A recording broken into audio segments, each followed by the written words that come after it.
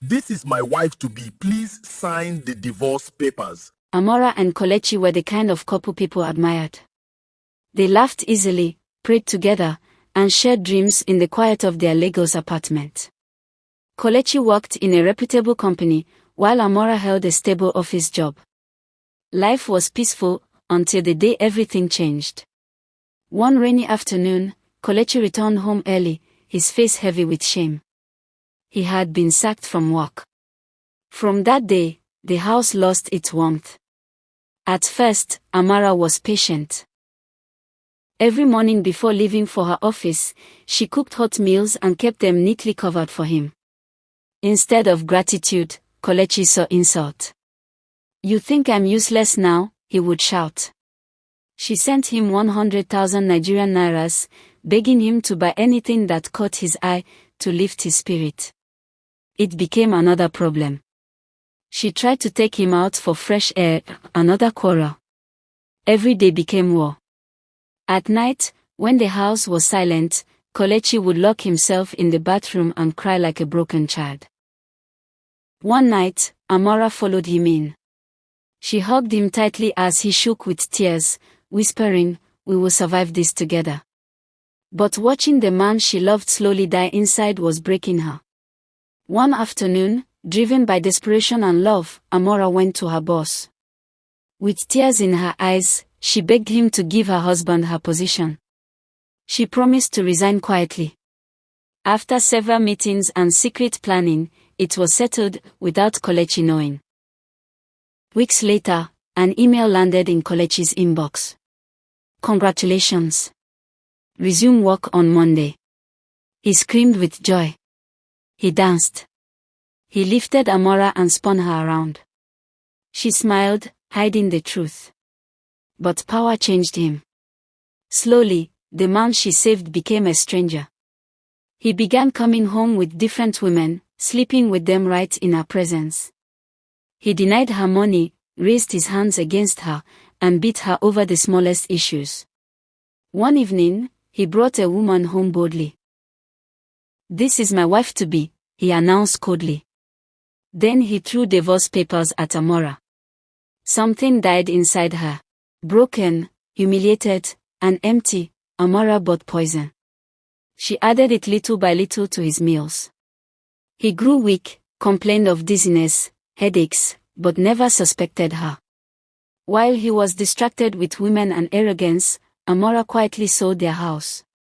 She added it to her savings and did the unthinkable. She bought the company where Kelechi worked. It had been put up for sale. The news hit Kelechi like thunder. The company had been sold. Nobody told him who the new owner was. Rumors flew around the office: a powerful investor, a silent buyer, someone ruthless. Fear crept into his bones. If he was going to lose this job too, he needed mercy. That same morning, Kelechi rushed to the office, sweating, rehearsing apologies in his head. He planned to kneel if he had to. Anything was better than going back to nothing. As he stepped into the building, something felt strange. Staff lined the hallway, smiling, standing upright. "Good morning, Ma." "Welcome, CEO." "Good morning, Madam." His heart skipped. Then he saw her. Amora. Dressed in a sharp, elegant corporate suit, calm, confident, seated in the CEO's chair like she had always belonged there.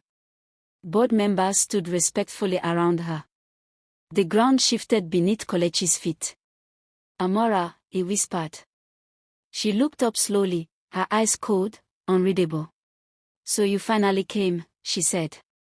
Confused, shaking, he stammered, "They said the company was sold." "I came to beg the new owner. Please, help me." Amora stood up. "I am the new owner." Silence swallowed the room. She walked closer, her heels clicking like a countdown.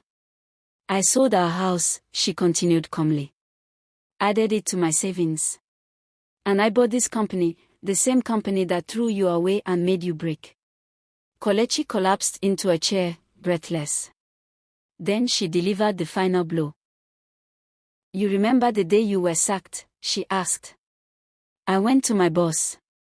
I begged him to give you my position. I resigned so you could feel like a man again. You celebrated, while I stayed quiet. Tears rolled down his face. And how did you repay me? She asked softly. You brought women into my home. You beat me. You starved me. You humiliated me. She leaned closer and lowered her voice. And the food you've been eating? I've been adding poison. Little by little. Kolechi's eyes widened in terror. You had the guts, she said bitterly. To eat a woman's food every day, the same woman you maltreated, disgraced, and almost destroyed. His hands trembled. His chest tightened. Any moment from now, Amara continued, your body might give up. A stroke. A collapse. Anything. He fell to the floor, crying, begging, holding her legs. I'm sorry. Amara, please, forgive me. She stepped back. I already forgave myself, she said. Turning to security, she added coldly. Escort him out. He no longer works here. As Kolechi was dragged away, Amara returned to her seat, steady, unbroken. She had lost love, but she had found herself. And this time, she chose freedom.